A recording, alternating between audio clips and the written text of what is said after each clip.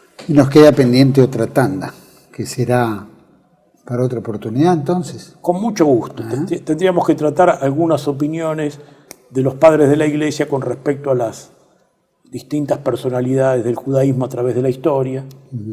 Estaba el tratamiento de los judíos con respecto a Palestina en los textos escolares de Israel, la cuestión de la cábala y el antisemitismo tratado por Bernard Lazare, un judío que fue profundamente crítico del judaísmo. Vamos a hacerlo prontito, ¿no? Creo Con que mucho amerita, gusto. porque mucho, esto es más o menos como Santiago Roque Alonso cuando publica en su Patria Argentina, también hay un opúsculo en el medio donde publica todo lo que los judíos dicen de sí mismos. O sea que no es un tema de antijudaísmo, antisemitismo, anti nada, sino que está las propias críticas. Es que el judaísmo no es unívoco, es lo que decíamos del rabino Harman, acá está clarísimo. Yo voy a ser sintético porque si no vamos a hacer muy extenso el tema, pero dice, ¿cómo he de aprender la Torá si lo que una escuela prohíbe, la otra lo permite?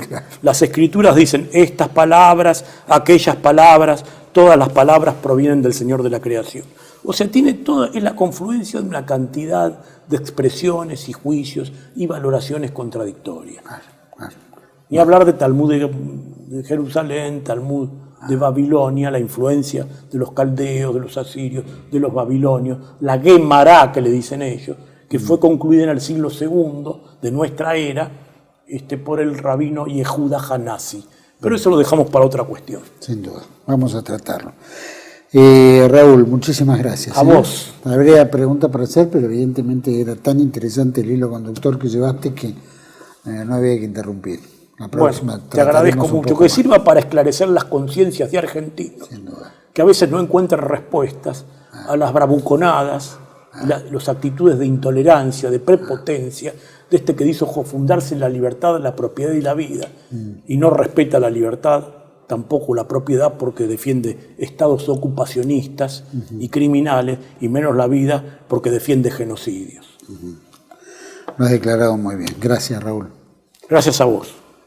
A todos ustedes les agradezco por acompañarnos. Creo que es importante tener la radiografía de quien nos gobierna y particularmente un esquema general de lo que es el judaísmo, el sionismo, ¿no es cierto? Y cómo viene la historia a través de los tiempos y cómo bien aclaraba Raúl sus contradicciones, ¿no? Así que, bueno, es bueno saberlo porque amerita que nosotros tengamos, porque hay una inclinación, una simpatía muy particular por lo que se está dando, ¿no? Hay un presidente judío, hay una comunidad judía, la tercera más importante en el mundo, sin duda una gran influencia. Hemos visto un gran segmento de una, llamémosla, oligarquía hebrea que tiene un poder económico muy fuerte en la Argentina y que rige sin duda tanto la política nacional, la política internacional, como también la educación, la formación, es decir, lo que se habla, medios de comunicación. Entonces, cuando se hablaba en un principio, decía Argentina, el colonialismo argentino, sin duda Argentina se ha transformado en un país colonial del sionismo, ¿no? Colonial de los grandes capitales internacionales, por supuesto de la deuda externa, todo lo que forma el paquete que hace someter a un país y transformarlo en una especie de colonia donde tiene que obedecer todo lo que se impone de afuera, pero también obedecer sin duda de lo que se impone de adentro desde el punto de vista de los ocupantes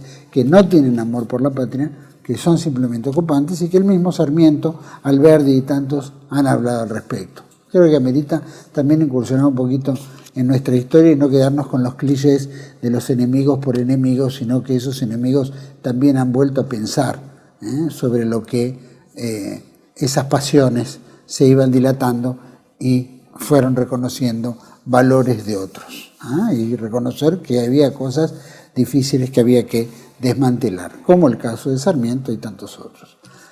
Espero que les haya gustado, esperemos poder reencontrarnos nuevamente aquí en otro programa de Contracara, aquí por TLV1. Toda la verdad primero. Gracias.